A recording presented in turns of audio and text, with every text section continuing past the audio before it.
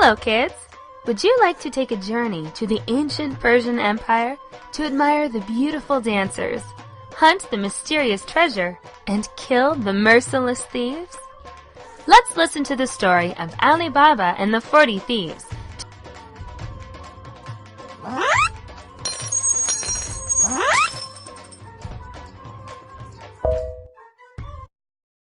Once upon a time, in Persia, there lived a poor woodcutter named Alibaba. One day, when he was in the forest, he saw a troop of robbers coming towards him. Afraid, he climbed into a tree for safety. After a while, the thieves dismounted their horses under the tree which Alibaba was hiding in. He counted 40 of them. The captain of the thieves walked up to a large rock and uttered the words, "Open Sesame!" The large rock began to move, and a door opened in it. The robbers heaved their great chests into the cave. They came out after staying some time inside. The captain said, "Shut Sesame!" and closed the door. What are they doing?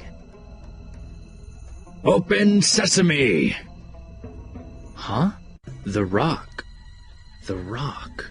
The rock is moving by itself? Shut Sesame!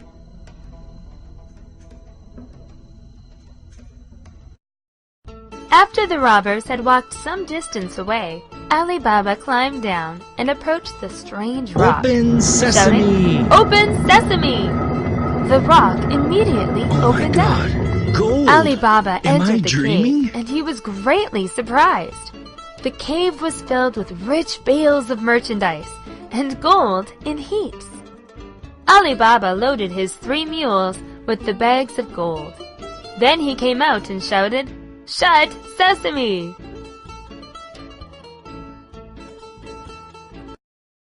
When he went home, Alibaba told everything to his wife. The poor couple became very happy. Alibaba's wife wanted to measure the gold, so she ran to her brother-in-law Kasim and borrowed a scale. How can we measure all this gold? One at a time. We have another bag.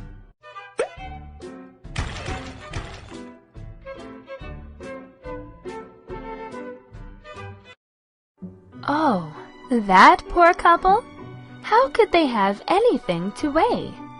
Kasim's wife wondered. So she secretly put some glue at the bottom of the scale. When she got the scale back, she was shocked to notice that a gold coin was sticking to it. She rushed off to tell her husband, Kasim. Sister, I will carry the scale back to you. Not Thank a you. problem. Bye. Gold! They weighed gold! I've got to tell my husband right now. You know, Kasim was very rich, but he was greedy and jealous too. He went to Alibaba to clarify the origin of gold immediately. Alibaba innocently told his brother about his adventure. Upon hearing this, Kasim set out with 10 mules to the cave, hoping to gather as much of the treasure as possible. Because he was too infatuated with the treasure, he forgot the very words to use to open the door again. In the meantime, the thieves returned to their cave. They killed him and left. I'm rich! Ha ha ha ha! Open peanut! Oops, why does it remain closed? Open corn! Open cassava! Open potato! Oh no, the words are still wrong. Open Sesame! Aha! That's right. Open Sesame! Thanks, buddy.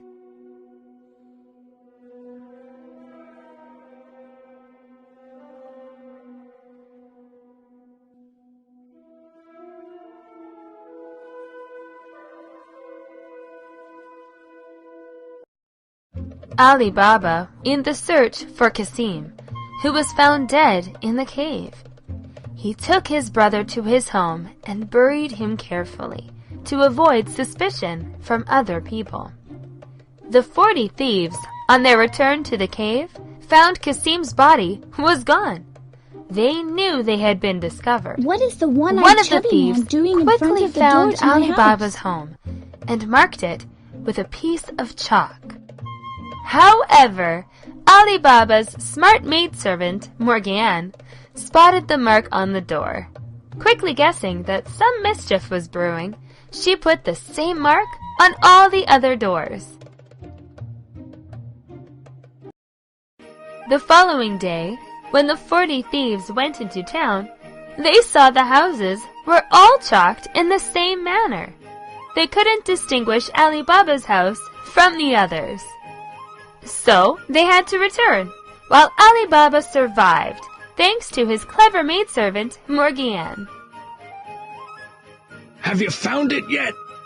Captain, it's over here. Found it, Captain. Captain, this is the house. Stupid thieves! You've been fooled! Refusing to give up, the captain resolved to go himself. He then found Alibaba's house. This time, he disguised himself as an oil merchant. He loaded the mules with big jars of oil in tow. You know, each jar didn't contain oil, but rather a thief. When it became late, the captain came to Alibaba's door and asked to stay for the night, something a kind Ali consented to.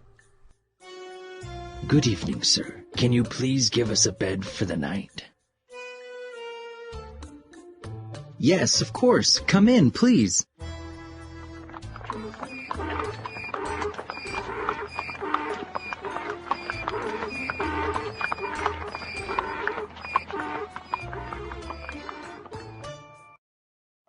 Luckily, Morgiane found the thieves in the oil jars, who were waiting for their leader's signal to kill Alibaba.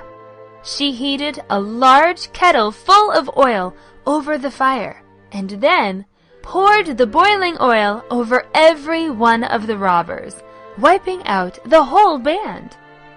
The captain knew his plot had been discovered, and he fled into the night. Alibaba was so grateful to Morgiane for saving his life once again. Captain, it is time. Not yet, but soon. Ouch! Hot! The captain, now alone, firmly resolved to avenge his lost companions. He disguised himself as a cloth merchant and soon made friends with the Alibaba family. When Alibaba held a party to entertain the merchant, the captain intended to murder him. But luckily, Morgiane recognized him. She dressed up as a beautiful dancing girl who danced for pleasure. Suddenly, she thrust a sword into the impostor's heart, ending his life. My guest, you are pleased, aren't you?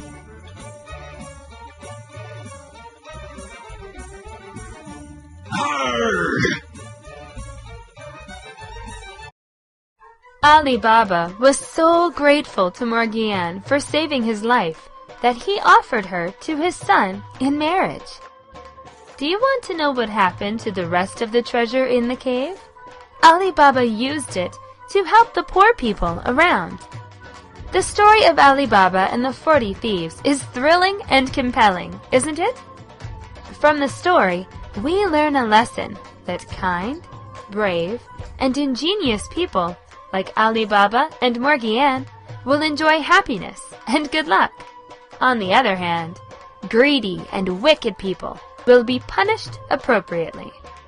Thank you for reading this story. Goodbye, kids. See you next time.